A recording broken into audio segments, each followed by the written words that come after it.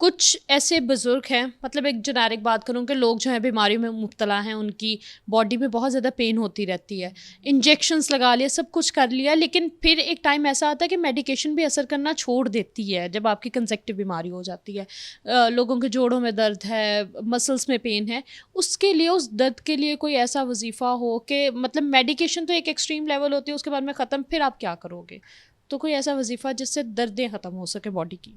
देखिए उसके लिए सूरह रहमान की तिलावत मैक्सिमम सुने, और उसमें कारी बासित साहब का नाम ख़ास तौर पे काबिल ज़िक्र है, क्योंकि अल्लाह ने उनकी कैसी नेकी का ऐसा अमल है कि उनकी आवाज़ में का खूबसूरती के अलावा तासीर है, शिफा है।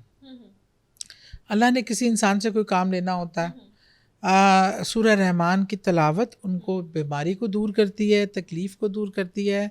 और अलहम्दुल शरीफ 41 बार पढ़कर पानी में दम करके, और जैसे दर्द हो रही है किसी जगह तो वहाँ हाथ रख कर 10 बार अलहम्दुल शरीफ पढ़कर और करें, और अस्तगफ़ार अस्तगफ़ार की तस्बीहात भी करें। इससे तकलीफ़ में कमी और बीमारी में शफ़ा आती है।